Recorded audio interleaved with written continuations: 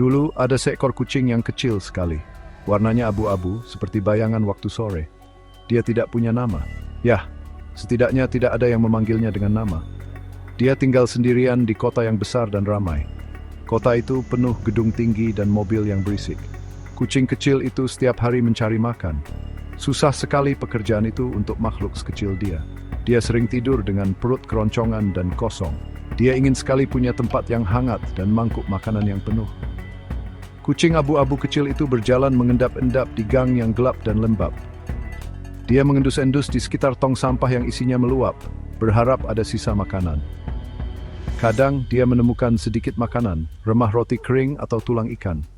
Tapi seringnya tong sampah itu kosong, atau hanya berisi barang yang tidak bisa dimakan kucing. Kucing-kucing lain yang lebih besar juga suka berkeliaran di gang-gang ini. Cakar mereka tajam dan mata mereka galak. Mereka akan mendesis dan mengusir kucing abu-abu kecil itu. Dia takut sekali pada mereka. Dia hanya ingin sedikit makanan dan pojok yang aman untuk istirahat. Kalau hujan turun, jalanan jadi dingin dan basah. Kucing kecil itu menggigil, mencoba mencari tempat berteduh. Dia mungkin sembunyi di bawah mobil tua yang karatan atau kardus yang bocor. Dia akan meringkuk sekecil mungkin, mencoba menghangatkan diri. Bulunya jadi basah dan dingin. Dia memimpikan selimut yang lembut. Dia memimpikan tangan lembut yang mengelus bulunya. Tapi saat bangun, lantai dingin masih terasa di bawahnya, dan rasa lapar masih ada. Hidupnya berat sekali untuk kucing sekecil dia. Tapi kucing abu-abu kecil itu pemberani. Meskipun lelah dan lapar, dia tidak menyerah. Saat matahari muncul dari balik awan, dia meregangkan tubuhnya yang kurus. Dia mengedipkan matanya yang besar dan penuh harap. Lalu, dia berangkat lagi mencari makan. Dia harus mencari makan.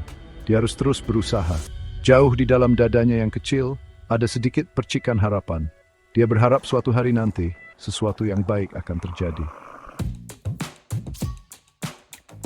Suatu pagi yang dingin, kucing abu-abu kecil itu lapar sekali. Kakinya sakit karena berjalan di aspal yang keras. Dia duduk di dekat toko roti, mencium bau roti yang hangat. Wah, enak sekali baunya. Dia melihat orang-orang keluar masuk toko. Mereka membawa kantong kertas berisi makanan enak. Kumisnya bergerak-gerak ingin sekali. Dia terlalu malu untuk mendekat. Dia hanya melihat dari jauh. Hidung kecilnya sibuk mengendus.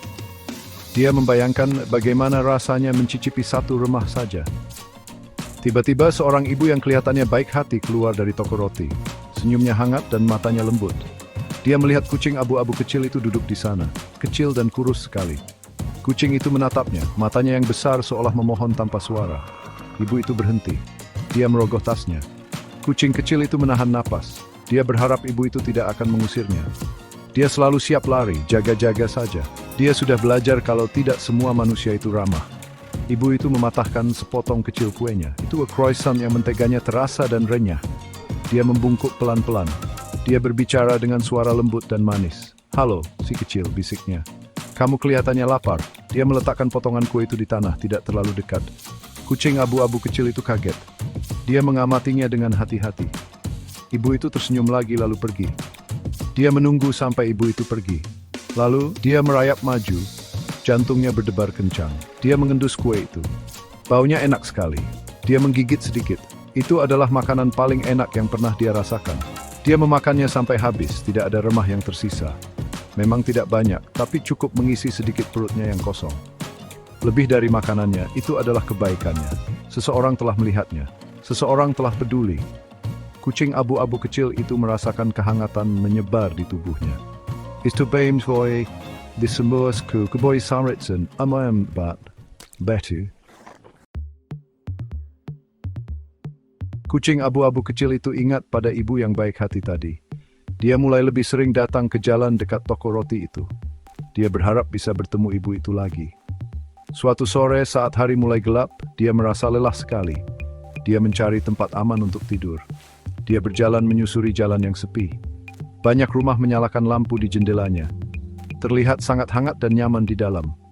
Dia berharap bisa berada di dalam salah satunya sebentar saja. Dia sudah sangat lelah kedinginan. Dia melihat sebuah rumah dengan lampu teras yang menyala ramah. Cahayanya memancarkan sinar lembut keemasan. Di teras ada keset yang terlihat nyaman. Dia merayap mendekat. Dia melihat mangkuk kecil berisi air di dekat pintu. Ada juga piring kecil berisi makanan kucing kering. Matanya langsung melebar. Mungkinkah ini untuknya? Dia melihat sekeliling. Tidak ada siapa-siapa. Dia sedikit takut tapi juga sangat-sangat lapar. Bau makanannya sangat menggoda. Dengan hati-hati, dia mendekati mangkuk makanan itu. Dia mengendus cepat, baunya enak. Dia makan beberapa gigit. Lalu dia minum air segar. Rasanya luar biasa. Dia makan sedikit lagi. Dia memutuskan untuk beristirahat di keset itu sebentar. Keset itu jauh lebih lembut daripada tanah yang dingin. Dia merasa lebih aman di sini di bawah cahaya lembut itu. Dia bertanya-tanya siapa yang meninggalkan makanan dan air itu. Mungkin itu orang baik lainnya. Dia berharap mereka tidak keberatan dia beristirahat di sana. Tak lama kemudian pintu terbuka sedikit. Seorang bapak tua mengintip keluar. Matanya ramah, mirip seperti ibu dari toko roti. Dia melihat kucing kecil itu di kesetnya. Dia tidak berteriak, dia tidak mengusirnya. Dia hanya tersenyum lembut. "Nah, halo," katanya pelan. "Kamu pasti tamu kecil yang Bapak harapkan." Kucing itu mendongak, sedikit kaget, tapi suara Bapak itu tenang dan menenangkan. Bapak itu pelan meletakkan sedikit kanan lagi. Kucing itu merasa kain retratsis. Mungkin saja bisa menjadi tempat yang aman. Kucing abu-abu kecil itu mulai mengunjungi teras Bapak baik hati itu setiap hari. Bapak itu selalu menyediakan makanan dan air segar. Dia bahkan meletakkan handuk tua yang lembut untuk alas tidur kucing itu. Kucing itu mulai percaya padanya. Dia tahu nama Bapak itu Pak Thomas. Pak Thomas akan duduk di terasnya dan berbicara dengan kucing itu dengan suara lembut. Kucing itu yang mulai dipanggil Pip oleh Pak Thomas akan mendengarkan. Pip mulai merasa tidak terlalu takut. Dia bahkan mulai mendengkur atau ngepur saat Pak Thomas ada di dekatnya. Pip masih sedikit pemalu, tapi dia semakin kuat dan sehat. Bulunya tidak begitu berdebu lagi. Bulunya menjadi lembut dan halus. Dia punya kebiasaan kecil yang lucu. Saat senang, terutama setelah makan enak, dia akan bergoyang-goyang kecil. Dia akan menggoyangkan seluruh tubuhnya dari hidung sampai ujung ekor. Goyangan itu sangat lucu dan menggemaskan. Pak Thomas akan tertawa kecil setiap kali melihatnya. "Wah, kamu joget senang ya, Pip," katanya. Pip juga punya suara mengeong yang sangat unik. Bukan mengeong keras seperti kucing jalanan. Suaranya lembut, merdu, hampir seperti lagu kecil. Saat dia ingin perhatian, atau saat Pak Thomas telat memberinya makan, Pip akan menyanyikan lagu meong kecilnya. Sangat menawan sehingga Pak Thomas tidak bisa menolaknya. Dia akan selalu datang untuk melihat apa yang diinginkan Pip. "Oh, ini dia, nyanyi minta makan malam lagi ya," kata Pak Thomas sambil tersenyum. Pip adalah kucing yang penuh kejutan kecil yang menyenangkan. Suatu hari Pak Thomas sedang memperhatikan Pip. Pip sedang mengejar bulu yang menari-nari tertiup angin. Dia melompat dan berputar dengan sangat anggun. Lalu dia menangkap bulu itu dan bergoyang senang, diikuti dengan lagu meong kecilnya. Pak Thomas bertepuk tangan pelan. "Pip," katanya, "kamu kucing kecil yang sangat berbakat. Goyangin dan lagu itu sungguh istimewa." Pip menatapnya, melihat mata hijaunya yang besar. Dia tidak mengerti kata-katanya, tetapi dia berpenghangatan dalam suara Pak Thomas. Dia punya bakat seseorang bermanera. Bagian 5. Ide yang menggelitik. Pak Thomas punya cucu perempuan bernama Lily. Lily sayang sekali sama binatang. Dia sering main ke rumah Pak Thomas. Suatu sore, Lily datang berkunjung. Dia melihat Pip di teras. Pip sekarang sudah cukup nyaman dengan Pak Thomas. Dia bahkan membiarkan Lily mengelus bulu lembutnya dengan perlahan. Lily senang sekali. "Oh kakek," serunya. Dia manis sekali dan suara purnya kencang sekali. Pip mulai bergoyang senang untuk Lily, lalu dia menyanyikan lagu meong kecilnya. Lily tertawa kecil kegirangan. Lily jago sekali pakai kameranya. Dia suka mengambil foto dan video binatang. "Kakek," katanya, matanya berbinar. Pip lucu dan imut sekali. Goyangannya paling bagus. Dan lagunya, "Aku harus merekam videonya. Mungkin orang lain juga mau melihatnya." Pak Thomas pikir itu ide yang bagus. Dia tahu Pip adalah kucing yang istimewa. Dia pikir orang lain mungkin akan menyukai tingkah Pip yang menawan sama seperti dia dan Lily. Jadi, Lily mengeluarkan ponselnya. Dia merekam Pip saat makan. Dia merekamnya saat bergoyang senang. Dia merekamnya saat menyanyikan lagu meongnya yang merdu. Pip memang bintang alami. Dia sama sekali tidak malu dengan kamera. Dia hanya bermain, mendengkur, dan bergoyang. Lily merekam banyak momen menggemaskan. Dia sangat bersemangat. "Video-video ini bagus sekali," katanya pada Pak Thomas. "Pip ekspresif sekali. Kurasa orang-orang di internet akan menyukainya." Pak Thomas tidak tahu banyak tentang internet. Tapi dia percaya pada Lily. Jika Lily pikir bakat Pip bisa membawa kebahagiaan bagi orang lain, maka itu hal yang baik. Lily memutuskan untuk membuat halaman khusus untuk Pip di internet. Dia menamainya Goyangan Ceria Pip. Dia mengunggah video-video terbaik Pip. Dia menulis cerita-cerita kecil tentangnya. Dia menceritakan kepada semua orang bagaimana dulu dia adalah kucing jalan kecil. Dan dibayangkan mesin menimbulkan ruang aman di ternak kakinya. Dia berharap orang-orang ngenet betapa istimewa Pip. Bagian 6, dari kucing gang jadi terkenal di kota. Lily mengunggah video-video Pip ke internet. Awalnya hanya sedikit orang yang menontonnya. Kebanyakan adalah teman dan keluarga Lily. Tapi kemudian sesuatu yang luar biasa terjadi. Salah satu video Pip di mana dia bergoyang senang dan menyanyikan lagu meongnya mulai banyak ditonton. Orang-orang pikir Pip sangat imut dan lucu. Mereka menyukai kepribadiannya yang unik. Mereka meninggalkan komentar-komentar baik. Pip menggemaskan, tulis seseorang. Goyangannya membuatku tersenyum, tulis yang lain. Semakin banyak orang mulai mengikuti goyangan ceria Pip. Pip menjadi selebriti internet cilik.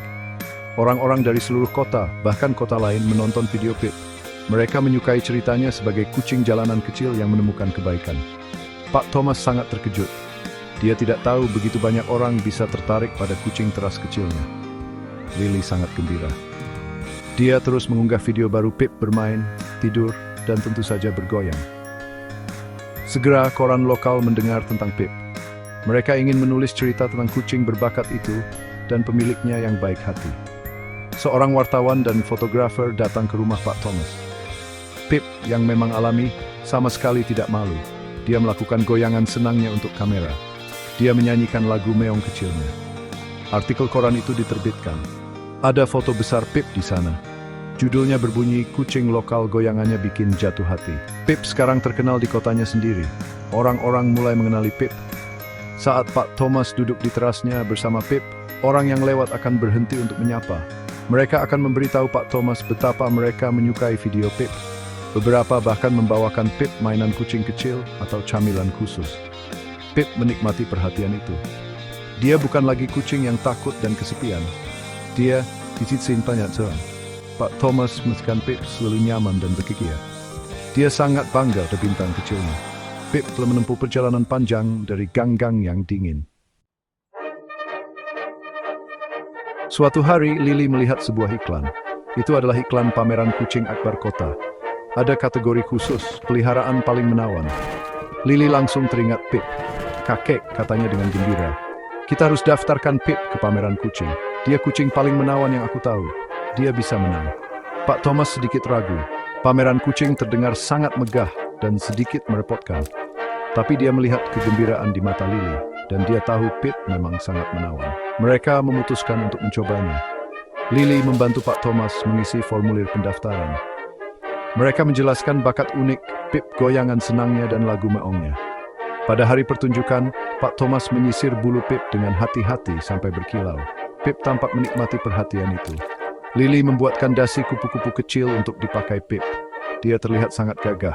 Mereka pergi ke aula besar tempat pertunjukan diadakan. Tempat itu penuh dengan kucing berbagai bentuk dan ukuran, dan banyak orang. Saat giliran Pip, Pak Thomas dengan lembut meletakkannya di meja juri. Pip melihat sekeliling ke wajah-wajah baru.